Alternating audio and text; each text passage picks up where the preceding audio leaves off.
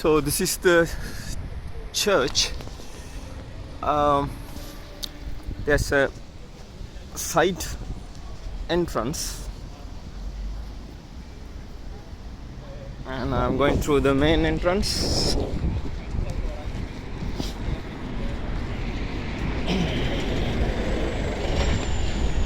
And now I'm attending 4 p.m. the tours of church.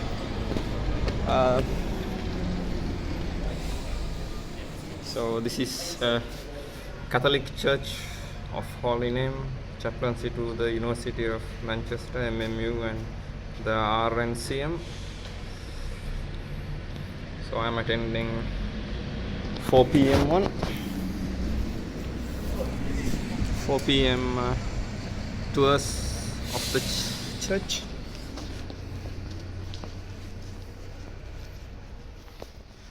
Yep, this is the church.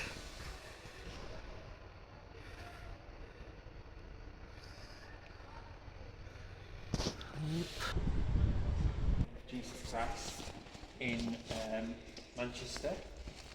This is an architecturally very important building.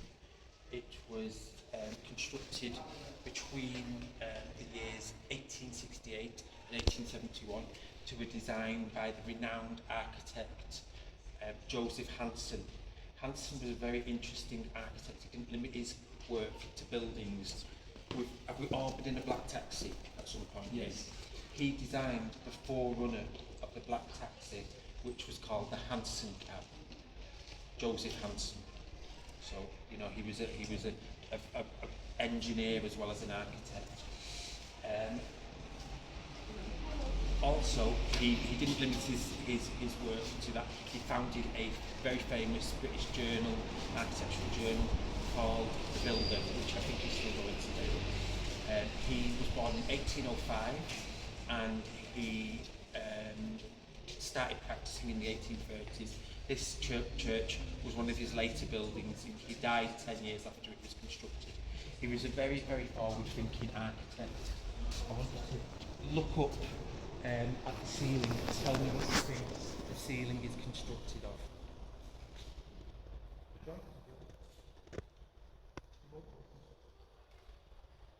What do you limestone? That's really good. That's what it's trying to look like actually. It's made of terracotta in imitation of stone. And if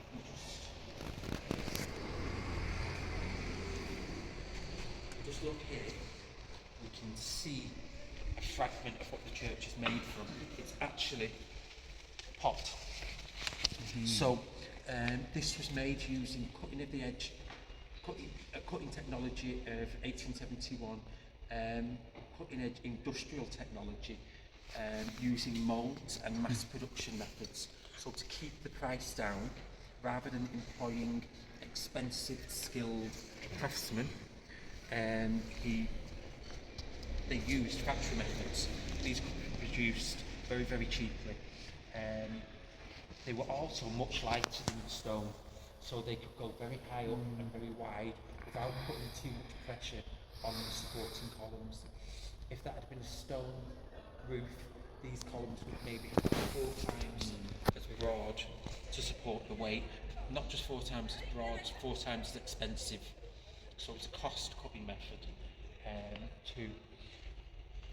while it's a modern building with medieval style decoration, they still use the best medieval engineering when they could. Do you remember the fire at Notre Dame in Paris a few years ago? The very famous fire. It burnt the roof, but it didn't destroy the cathedral. The reason was because they had a stone vault like we did. It stopped the fire getting into the main body of the church. So it's a fire protecting method. Chimneys, there were chimneys in this building. Chimneys, when people had open fires in the olden days, caused fire, a lot of damp, very dangerous. The chimney could set alight. This would protect the building, so it's an insurance policy in a lot of ways. You just follow me. Do we have any Manchester United supporters? Do we have? Okay. But yeah, enjoy the football. Do we have any Manchester United supporters? We all know who Manchester United is, though, don't we? Yeah. Brilliant. I am a Cristiano Ronaldo supporter though. Never mind. I won't judge you. Coming in. This is the baptistry of the Holy Name. It's a magnificent building. Look up and admire the polychromatic ceiling. A baptistry was the place where, when the church was built, babies would be baptised. They'd be initiated into Catholicism. It's the first of several sacraments that you take in your life, and it was first at the start it would have you stamped as a Catholic. So a very important part of the church, which explains its grandeur. This is Brazilian onyx, solid Brazilian onyx, and above it is a beautiful example of Gothic revival of a font cover, which is really beautiful. I just want to take a look at this. This is a Jesuit saint called Claver. He went on missionary to South America in the 1600s. At this time, slaves in places like Brazil were believed to have no soul. You can do what you like to somebody who you believe isn't human.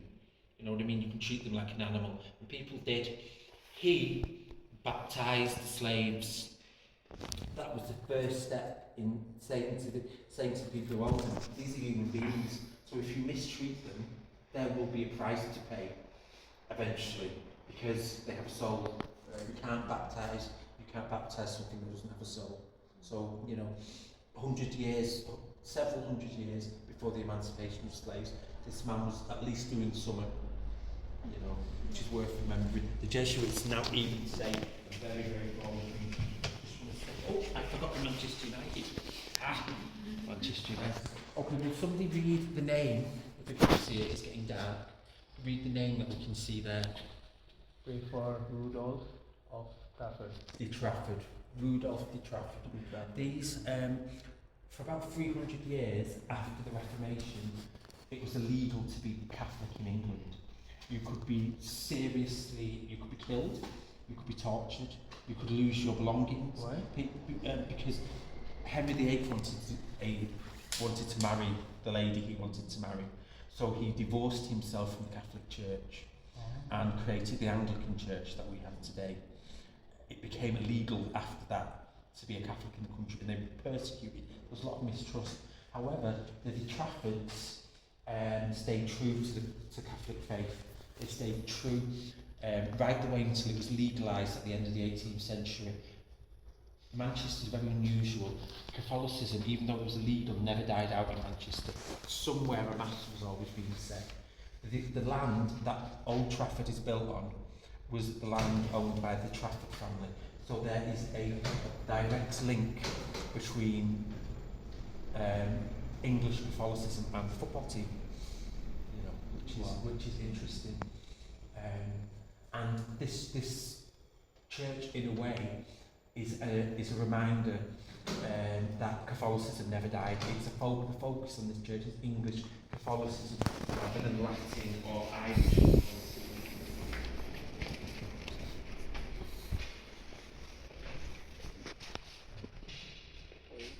Who likes food?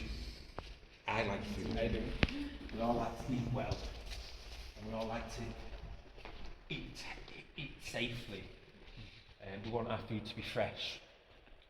This little hatch that you can see here is a link to a time when Manchester was an agricultural city. 1871. There were no modern preservation food.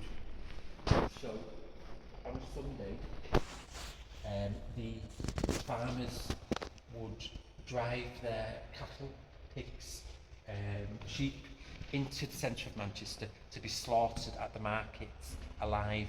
They would be taking thousands of them, ducks. Manchester had a big population, needs to be fed. It's a big city, even in 1871.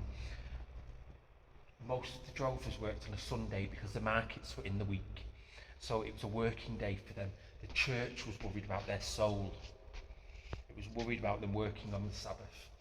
this was their pragmatic response. You can see this little vestibule was once open to the street, so the farmers could stay outside with their animals and listen to mass being read, take communion through that little door. So this is a very rare relic in a church of Manchester's of kind of thinking of the spiritual welfare of agricultural workers in the 19th century. Obviously, it's completely obsolete now because we slaughter our animals in horrible ways, much less humane ways than they used to actually. Okay, who understands the concept of sainthood? We know what saint is. Yes. We let go of attachments.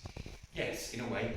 A saint is somebody who is in possession of supernatural abilities. They often go on a journey. They may be very normal people who are not very good people actually. Some of our biggest saints, like St. Augustine, had illegitimate children and lived very simple lives. But they contain something other. In death they can communicate with God. In life they can be miraculous. They can do miraculous, like heal or end droughts, things like that. This is the first English saint of the 21st century. He was a gentleman called John Henry Newman. He started off as an Anglican priest, and he wanted to bring that Catholicism that we had lost after the Reformation back into the heart of English worship. He wanted to re-Catholicize England, and that was very radical. There was, it caused uproar. The priests who followed his teachings were arrested outside their churches as they left church. Religion had never been as political as it was in the mid-19th century.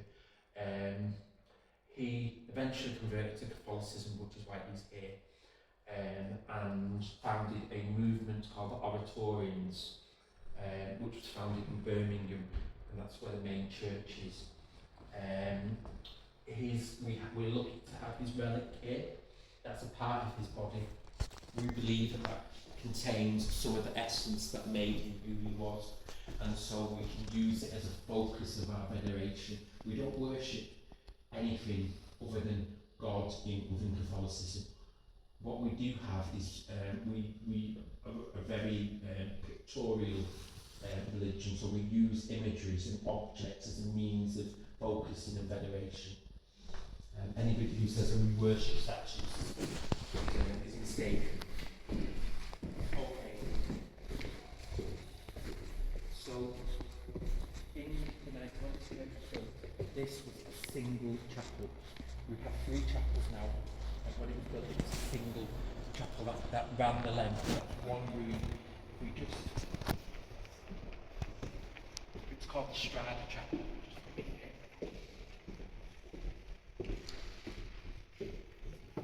This was the working end of the Strada Chapel. This is the altar, and this is called a reredos. A reredos simply means an altar back. This is a very, very fine example of 19th century craftsmanship. The image is Our Lady of Strada, who is the original is in Spain somewhere. It's gilded in 24 karat gold. They used the best craftsmanship. It was a company called Corpus. This was a beautiful room by all accounts. It went all the way down, and it was very well endowed. There's a bit of a myth about Catholicism in British cities, and Manchester especially. There was a belief that churches like this were built to give poor Irish immigrants who came over in the 19th century somewhere to worship. Actually, it's a lot more mixed. This neighbourhood was one of the wealthiest neighbourhoods in Manchester. You can't tell it anymore because most of the houses have been bulldozed to make way for the university and hospitals.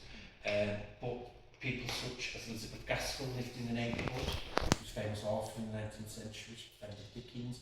The Pankhurst family, who got the vote for women in Britain, lived in this area, and probably most famously Frederick Engels, who, alongside Karl Marx, wrote the Communist Manifesto, lived across the road.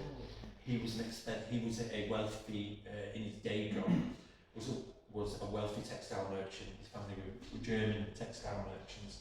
So here we have evidence of this. These are the people who left money in their will to keep for the upkeep of this chapel.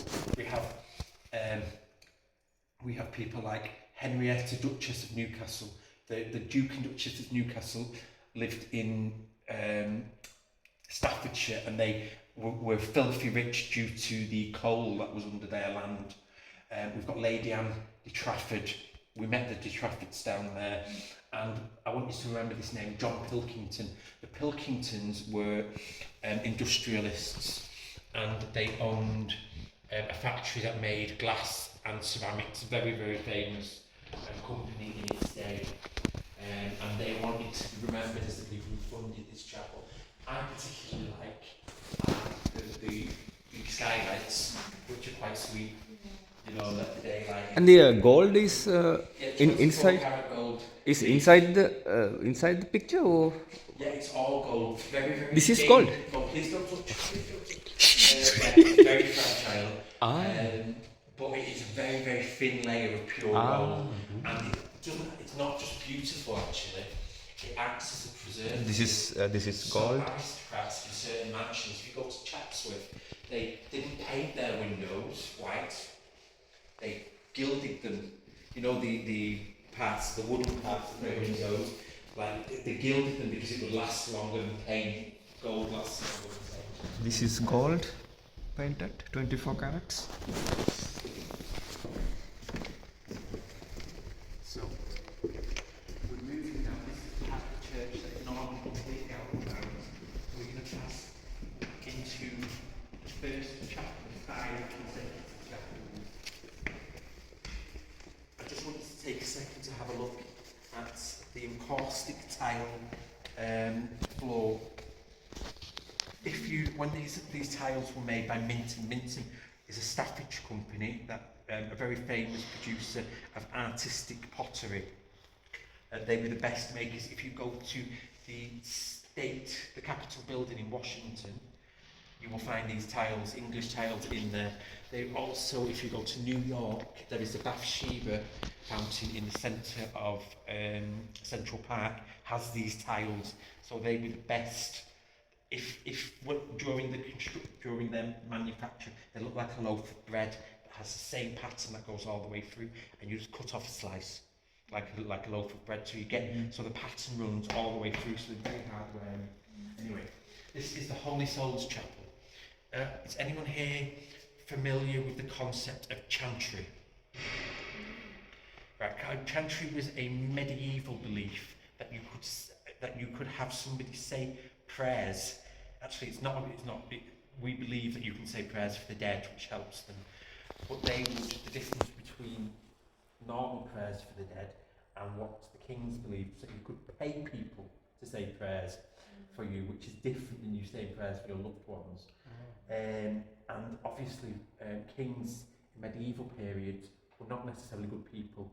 They would go on wars, they would kill many people, they may be responsible for assassinations, they may have mistresses and lovers, and by the time they died, they'd often accrued a lot of sin, and they were worried they were going down there rather than up there, that they were going to hell rather than heaven. So they would build chapels where people would pray, and then where people would pray for them. They would have maybe a monastery attached, and the job of the monks was purely just to pray for the king to get him into heaven. Not great. You might think such kind of nebulous ideas died out by the end of the 19th century. Unfortunately not. These names here are the wealthiest people who were in the congregation at the time. The Sandiffords were millionaire were in a construction company. They were extremely wealthy. The Mexners owned a luxury goods shop in the centre of Manchester, and we have John Pilkington, who we met in there, he wanted to make sure he was going to heaven by getting his name on the wall too. I'll leave you with that one to think on. Okay. Who pays to have their names put there so that they would remember people. Alright, this is the magnificent reredos of the holy name. It's made of Brazilian onyx at the bottom.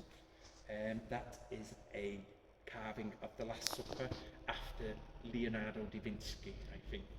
It's in the dome in Milan. These are saints from the Jesuits, from the Jesuit Brotherhood, and again it's made with Russian malachite, which is the green stone, more Brazilian onyx. The cross is of ivory and ebony, so all the highest quality and expensive, things that could be used to the glory of God. It's a beautiful piece of work. I've just noticed, sometimes I notice new things. I'm just admiring the inlaid work on the corner. It may be a collaborative work between a gentleman called Edward Augustus Welby Pugin, and the architect's son, so the son of Hanson, because it's very much in his style. Anyway, it's a beautiful, beautiful object. We're going to go into the one of the working areas of the church that isn't normally open to the public. I don't know if anybody knows anything about clothing. The best quality clothing doesn't just look wonderful on the outside. If you turned it inside, it would be as well made on the inside as it was on the out. So the bits, that's a sign of quality in watches, in clocks, in anything really. The same is true for architecture. So this is the public area. This is completely private. Nobody would ever come behind here but the priest. And you can just see how grand it is. It's still, they've lavished as much detail here as on the front. Okay, this is, we're talking about miracles. This is miraculous. Not because it does anything magic, but because it survived the Second World War. In the 1940s, we were at war with a country called Germany, England, and they bombed us from the sky. It was like the September the 11th, but many, many times bigger, and over a longer period. They would drop bombs on us, and it was one of the worst times in British history. Many buildings were completely flattened. This church, these are made of glass. There was bombs all around. The glass was destroyed. It managed to survive the war, uncovered and intact. If you look at the windows above the altar, there are a few bits where there are clear glass, and that's where shrapnel knocked the glass out. But that's all the damage was. Otherwise, it's intact. This is redolent with symbolism, with Catholic symbolism. We are the wheat. We are the wheat. The Bible tells us we are the wheat. We are the good. The chaff is something that goes off. If you ever anything about making bread and harvesting, you beat the wheat to get rid of the bits that you can't eat. The good bit remains behind. That's us. Hopefully. What bird do we think this is? Give us a guess, and no spoilers, please. Is it a phoenix? The phoenix is a good guess. It's the most common guess. Yeah. It's actually, and I got into an argument with a gentleman over this. He wouldn't believe that it was a pelican, and it is a pelican. We believe that during the Eucharist, that body and blood, that bread and wine, literally are turned through transubstantiation. I can't pronounce it properly, and definitely can't spell it. Is turned into the literal body of Christ, body and blood of Christ, and that we take God, Christ, who is God, to ourselves, and therefore we're in communion, so we take communion. That's where it comes from. It was believed that the pelican fed its young from its own blood. This was before David Attenborough and naturalism. They believed that it cut itself and fed its children from its own blood. So it's a metaphor of a link between Christ, who we believe feeds us with his blood, who imparts his goodness into us, and a bird was a metaphor for Christ, essentially. Everything in this church has a meaning. All these little things here, there will be some theologic reasoning behind it. If you understand them, you can read church like a book. It never ends. Everything has a meaning. If you know how to decode it.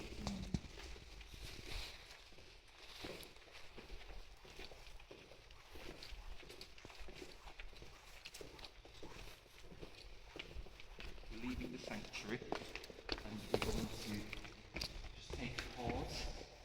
That's the chaplaincy dog's bed. We have a border collie who belongs to the one of the priests. That is the focus of the Eucharist. So this is where the magic, not the magic, that's a poor word, the ritual occurs. That the ritual of the Eucharist. This, however, in a Jesuit church, is equally as important. The Jesuits have a teaching brotherhood.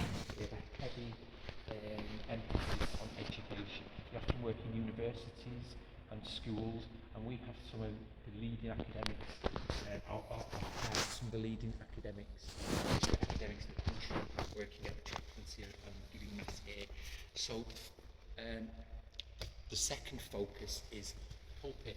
The pulpit is where the sermon is read. It's magnificent. They're not usually as magnificent in Catholic churches. They are in Anglican churches. Sometimes the pulpit takes the place of the altar. No altar. And the reasons that is because the lesson is so important. I just want you to step round. Earlier I spoke of the importance of understanding that this is that the narrative in this church follows a continuation of English Catholicism. That the focus here is that Catholicism continued in Manchester. So these Catholic martyrs, they're all English Catholic martyrs that have created saints. They died in the most horrendous manner. This gentleman was hung and then burned alive. This gentleman was hung, drawn and quartered, hung and beaten to death. And this gentleman was hung, drawn and quartered, broken on the rack, which was the torture device, and hung. The focus, the reason that this focus is here is to remind people that we have to that we suffer for what we believe in, that we have to stay true to our beliefs. It's political as well as religious, and this, and to have this what would have been the main focus of the church is making a strong statement. It's also it's reiterating that Manchester, that Catholicism continued in Manchester. That it's always remained true to the old faith. And this, by the way, is Italian mosaic. They're restoring Town Hall in town, you may have seen it. It's a big building that's completely covered in plastic, actually. It's the same age as this building. It's been built at the same time, and it's possible that the craftsmen working on the Town Hall made these. It's glass, so you can actually touch that. Okay, so we're just going to move on. This is the confessional. It's mirrors, Strada Chapel across the road, and this is where confessions are made. Do we understand what the concept of confession is? It's another one of the sacraments, so it's something you have to do, something that has to be undertaken. It's usually undertaken after you've been confirmed. So when you become a teenager, an older child, you're confirmed, and then you can take the sacrament, but you have to be in a state of purity before you can take the sacrament. So you confess expediates your sins. You have to do some kind of penance afterwards. These are very, very grand ones. Let's just have a look in on these. So, in Catholic Church, we kneel here and we speak anonymously to the priest through a grill. That's so, you know, people obviously can feel more open to being candid about what they've done. In a normal church, you'll see these in normal churches, they look like two boxes stood next to each other, and this is where the priest sits, and this is where the penitent comes in. In a normal church, it's quite small, quite uncomfortable, dark. Churches are often unheated, priests are often older, so it's very uncomfortable. This, however, was the Rolls Royce of confessionals. They had a fireplace. Every one of these confessionals has a fireplace, so you can burn coal to warm the room. In the 19th century, the biggest household bill for this church was the coal bill. So they were using coal a lot to keep the priests warm. It wouldn't have gone down well with the people who would sign if they knew that their priests were living in luxury.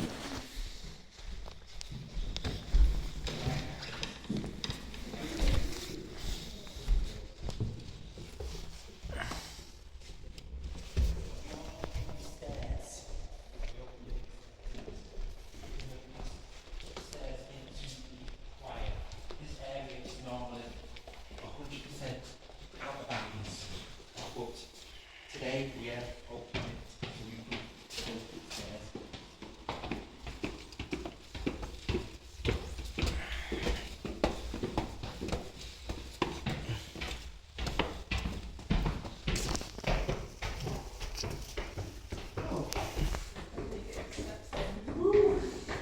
I believe it.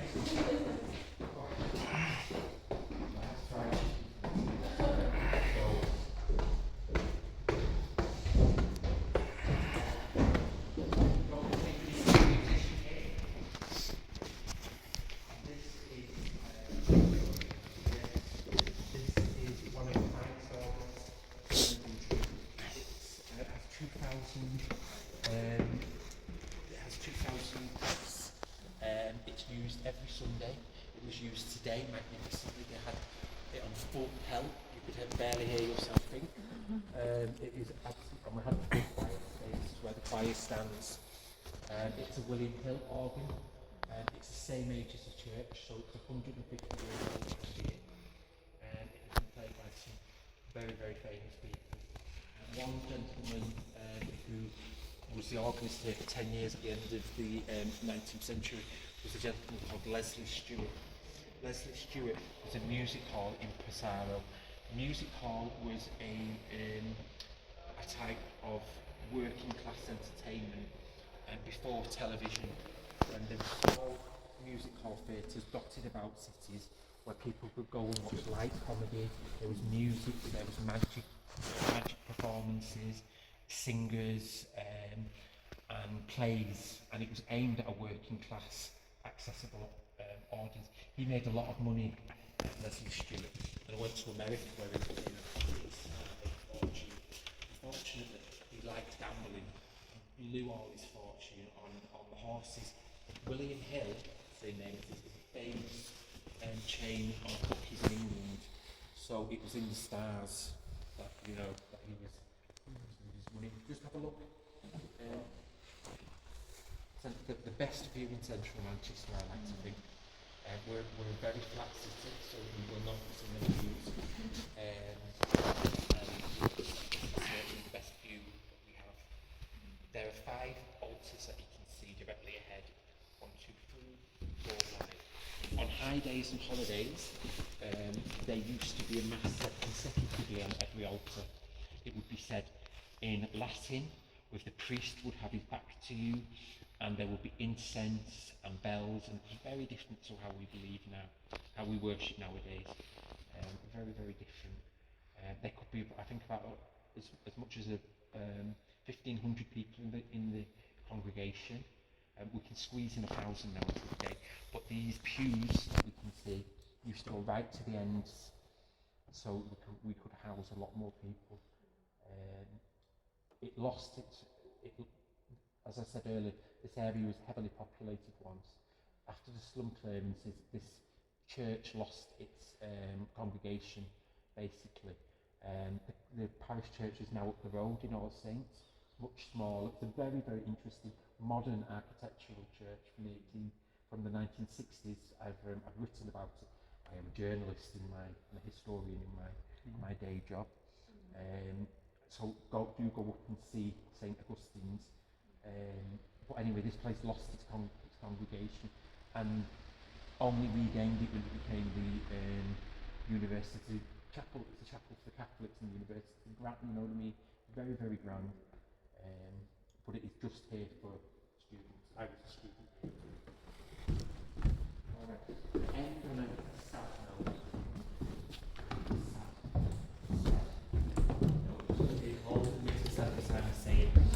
Okay, after imagine Manchester, 1968. Manchester had been one of the most heavily polluted cities in the world during the Industrial Revolution. The Industrial Revolution started in Manchester, and we had massive factories, and every home had a coal fire, and the city was, by 1968, the city was literally this colour, and I don't exaggerate, it was black, and it glistened from the coal dust and from the pollution. So in 1968, they brought in they enacted a law called the Clean Air Act, 1968. Heavy industry had to stop polluting with its pollution, and coal fires were banned within the city, and were across the country actually within cities. It was a very good thing actually. My old grandmother who lived in central Manchester spent a lot of her time in hospital as a child with lung problems. Anyway, so they went on a cleaning spree, city. They sandblasted all the exterior of the churches and the big public buildings, and suddenly you could see the colour of the stone again, and it was a great improvement. Sadly, somebody thought it would be a good idea to do the same in here. Just want to have a look round. Right, this is a church made of terracotta. So terracotta is impervious to water. It's like a plate after it's been fired. Can't get any damp in there, and it will last forever. It was also has a lovely design of, it's meant to look like stone, like limestone. They sandblasted the interior and took this skin off the entire church. This has left the ceramics like a sponge. Manchester's very damp. It's always damp. This part of Manchester was a swamp, basically, before they built on it. So instead of being waterproof, it now sucks up water, caused millions of pounds worth of damage to the church. I'm constantly having to spend money on keeping it standing, all because somebody thought they were doing a good thing. There's a lesson. There's a lesson. I wouldn't well. And not only, I think that's one tragedy, certainly a material tragedy, because somebody feel money, but from a beauty perspective as well, this would have looked, the entire interior would have looked like it was made from stone. And now it doesn't, it looks like it's made from breeze blocks, if you look closely, which is a great tragedy. So it didn't just affect the stability of the building, it affected the aesthetic of the building. So reason for this dark colour is? This is quite dirty, but it's also been created to simulate stone. So these are the kind of different strata. Is there anything to do with that 1868, that industrial pollution thing? Oh no, well yeah, there's probably, this place would have been lit, you can see here. This would have originally been a gas light. So there was a lot of pollution inside buildings. These buildings were lit by gas. There was a huge gas chandelier. There was a lot of just across, it's just the country with, and homes were much more polluted than we have now anyway. Do you have any questions? Actually, I have a small one. In this church, if you take the architectural diagram, what are the main sections? Okay. Sanctuary. Sanctuary is that one. Sanctuary is up front. Uh-huh. Nave and aisles. Names and knives. Nails mean? Nave. I also don't. The nave in the centre. Okay. Confessionals. The Strata Chapel. So that's the side chapel. These are the asps, the east. Oh gosh, what are they called? The wings. I can't think of the name. There is a name. It's just gone. This is the end of my day. And the narthex is below us, the area that we come in.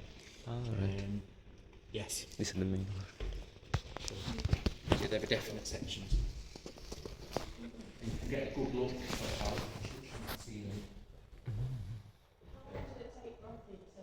3 years. And they can only do that because it was made off-site, like a IKEA, put it together, made off-site and then brought here and then constructed on-site. So very quickly, I look, it's a residential area, so not a lot of disruption. There were people hammering. Right. Efficient, very efficient.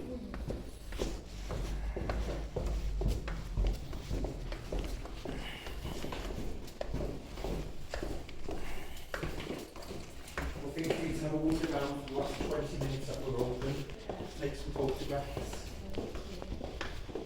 Big chat. Are you a student? Yeah. Is you first year or? First year, yeah. First year, where are you from? This is not far from London. Okay, well the chaplaincy is next door, that opens on the 20th. I am the administrator at the chaplaincy. You can pop in, it's a great place to meet people. You students? Yeah. Well, it's a great place to meet people. They have lots of walking trips out to surrounding countryside, and you'll get to meet me again. So you didn't get your name? Adam. I'm the receptionist and the historian here. Ah, you're the historian. Yes, well, yeah, that's what my So you can write a book or something, no? I would. What is pending here? Is a nice. You have to write a nice book. I'm a journalist. I've written many articles. I don't really seem like to, anyway, yes. So feel free to have a look around and Thank you. Yeah, thanks. Yeah, give a good, very good description. and enjoy your time in Manchester. Yes.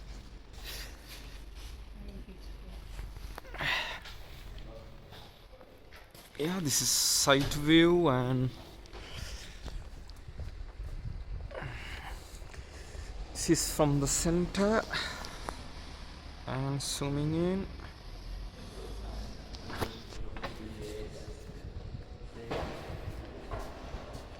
And if I have a quick walkthrough, this is how it look like.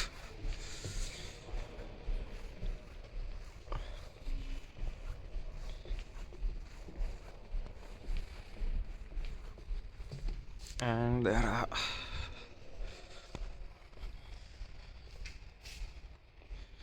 and walls are there and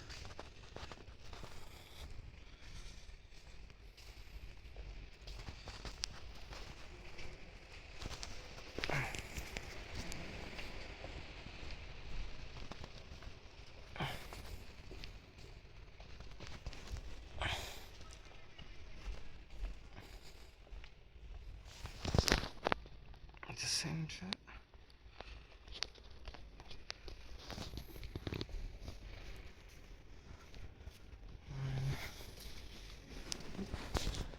And this is the other way.